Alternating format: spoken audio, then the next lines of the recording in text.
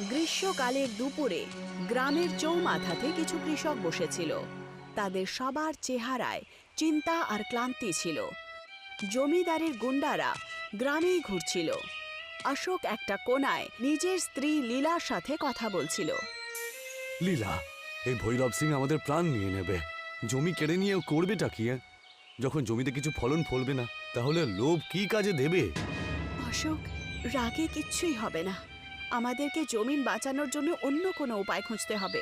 এটা কিরকম উপায় লীলা? বৃষ্টি হয়নি, ফসল ফলেনি, আমাদের এই জমিনে আর কিচ্ছু বেঁচে নেই, বুঝেছ? এই গ্রামে থাকা মানে প্রাণকে ডেকে নিয়ে আসা। তক্ষুনি গ্রামের প্রধান রামদাস ওখানে চলে আসেন। অশোক, তুমি ঠিকই বলেছ, ভৈরব সিং গ্রামকে নরক করে দিয়েছে। কিন্তু বাবা, তোমার মতো লোকজন যদি হার মেনে নেয়, তাহলে এই গ্রামের কি হবে? প্রধান মশাই, আমি লড়াই করতে চাই, কিন্তু কিভাবে? আমার কাছে এখন আর কিছুই তো বেঁচে নেই। তোমার কাছে তোমার পরিশ্রম আর সাহস রয়েছে অশোক, এটা ভুলে যেও না। অশোক চুপ হয়ে যায়, কিন্তু তার চোখে প্রশ্ন আর রাগ পরিষ্কার দেখতে পাওয়া যায়। পরের দিন অশোক ক্লান্ত হয়ে জঙ্গলের কিনারায় বসেছিল। তার চেহারায় চিন্তার রেখা ছিল।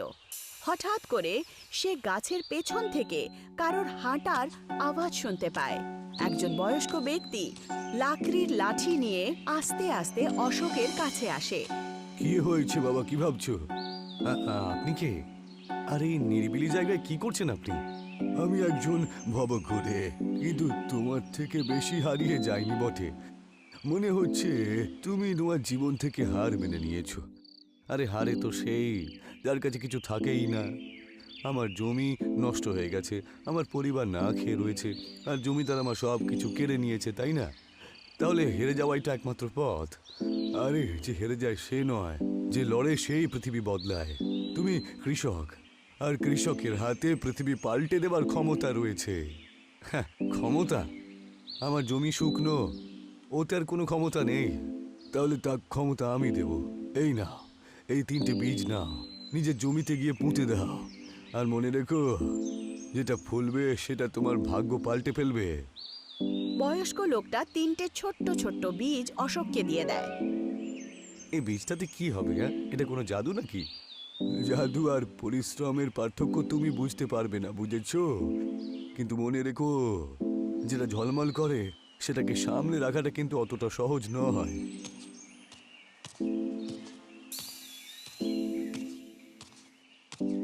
অশোক, ওই বয়স্ক লোকটাকে আর এই বীজগুলো কি সত্যি আমাদের সহায়তা করবে?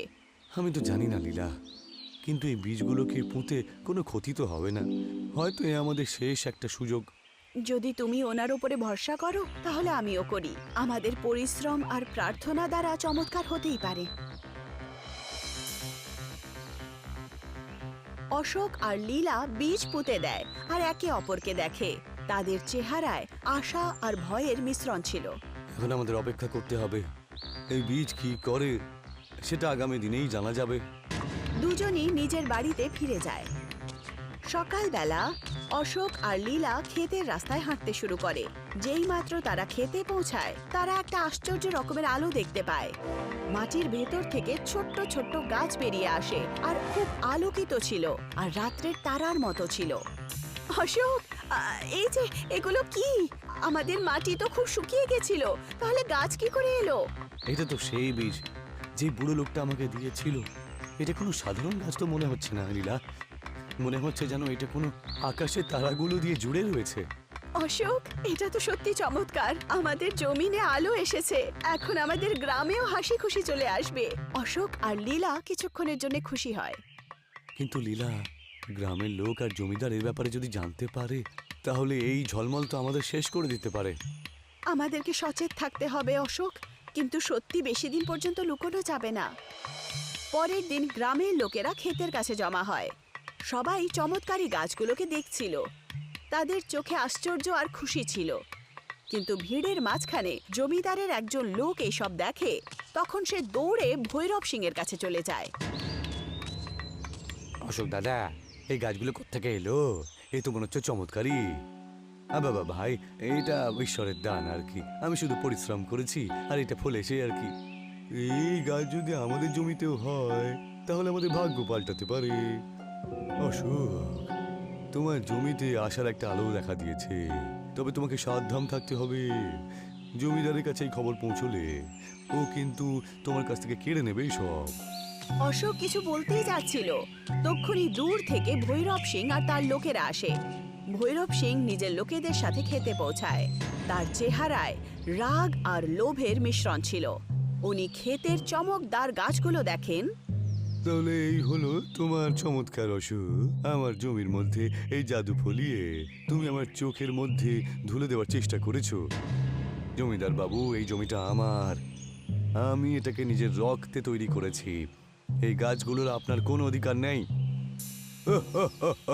তোমার জমি, তোমার সাহস কি করে হলো এই কথাটা বলা? না, এই পুরো গ্রাম আর সমস্ত জমি আমার, বুঝেছো? হ্যাঁ, এখন এই ঝলমলে গাছগুলো আমার। জমিদার সাহেব, ভগবানের আশীর্বাদ কোনো একজনের জন্য হয় না, কিন্তু এই গাছগুলো পরিশ্রম আর বিশ্বাসের ফল। চুপ করো তো, আমি যেটা বলবো সেটাই হবে। আজ থেকে এই জমি আমার। অশোক, তুমি যদি প্রতিবাদ করেছো তাহলে তার জন্য যা হবে সেটার জন্য তৈরি থেকে জানো। ভৈরব সিং নিজের লোকেদেরকে গাছগুলোকে তুলে ফেলার আদেশ দেন। অশোক আর লীলা মাঝখানে এসে আটকানোর চেষ্টা করে। গ্রামবাসীরা অশোকের সাথ দিতে এসেছিল, কিন্তু জমিদারের গুন্ডারা হাতিয়ার বার করে নেয়। জমিদার বাবু, এটা অন্যায়, কিন্তু গরিবদের জমি কেড়ে নিয়ে আপনি কোনো লাভ হবে না। এই আমি সোনা পাবো, বুঝতে পেরেছো? হ্যাঁ, এই গাছগুলো কোনো সাধারণ জিনিস নয়। এর ঝলমলন্দা দেখে আমি যে গয়নার গন্ধ পাচ্ছি। জমিদার লোকেদেরকে গাছ ওঠানোর জন্য ছেড়ে দেয় আর ওখান থেকে চলে যায়। অশোক আর লীলা খুব চিন্তায় পড়ে যায়।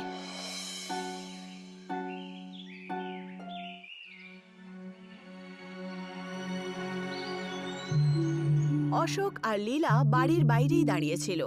দুজনেই খুবই চিন্তায় ছিল। বয়স্ক ব্যক্তি আরো একবার তাদের সামনে প্রকট হন। অশোক, আমি তোমাকে আগেই তো বলেছিলাম যে এই গাছের ঝলমল শুধু তোমার পরিশ্রমের ফল নয়, বরং একটা রহস্যের দরজা।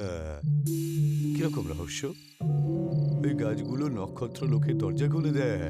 ওই লোকে গয়না লুকানো আছে, আর লোভে ভরা মানুষ ওখানে পৌঁছতে পারবে না তো।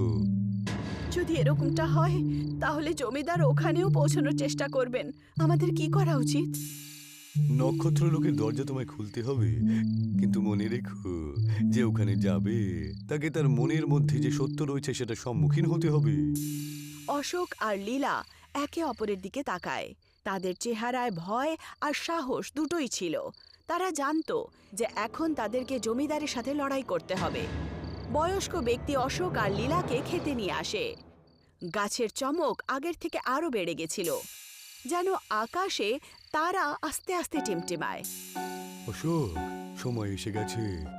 এই গাছগুলোর চমক নক্ষত্র লোকের দরজা খুলছে। তোমাদেরকে ওখানে যেতে হবে, কিন্তু মনে রেখো, গুপ্তধন পর্যন্ত পৌঁছানো সহজ হবে না। লোভ আর ভয় তোমার সব থেকে বড় শত্রু হবে। এর ফলে যদি আমাদের গ্রামের নষ্ট হয়ে যাওয়া জমি আবার ঠিক হয়ে যেতে পারে, তাহলে এই পরীক্ষার জন্য আমরা তৈরি রয়েছি। আমরা নিজেদের পরিশ্রম আর সঠিক রাস্তা দিয়ে এই পর্যন্ত পৌঁছেছি, এখন আমরা পেছনে যাব না। বয়স্ক ব্যক্তি মন্ত্র পড়েন। গাছের চমক আরো বেড়ে যায়, আর একটা তেজ আলোর সাথে মাটি ফাটতে শুরু করে। একটা জাদুই দ্বার চলে আসে। অশোক আর লীলা আস্তে আস্তে তাতে প্রবেশ করে। অশোক আর লীলা নক্ষত্র লোকে প্রবেশ করে। সেই জায়গাটা জাদুই ছিল। প্রত্যেক দিকে তারার চমক আর সোনার গাছ ছিল, আর মাঝখানে একটা পুকুরও ছিল, যার মধ্যে দিয়ে হালকা আলো বেরোচ্ছিল। পুকুরের কাছে একজন রক্ষক দাঁড়িয়েছিলেন। তার আকার বিশাল আর চমকদার ছিল। কে তুমি, আর এখানে কেন এসেছো? আমি অশোক, একজন কৃষক। আমি এখানে অমৃত জল নিতে এসেছি, যাতে আমাদের গ্রামের নষ্ট হয়ে যাওয়া জমি ঠিক হতে পারে, যাতে গ্রামের লোকের খিদে মেটাতে পারি। অমৃত জল শুধু সেই পাবে যে নিঃস্বার্থ আর সত্যনিষ্ঠ হবে। লোভী মানুষ এই জল নষ্ট করে দেয়। তোমার মন কি একদম সততায় ভরা?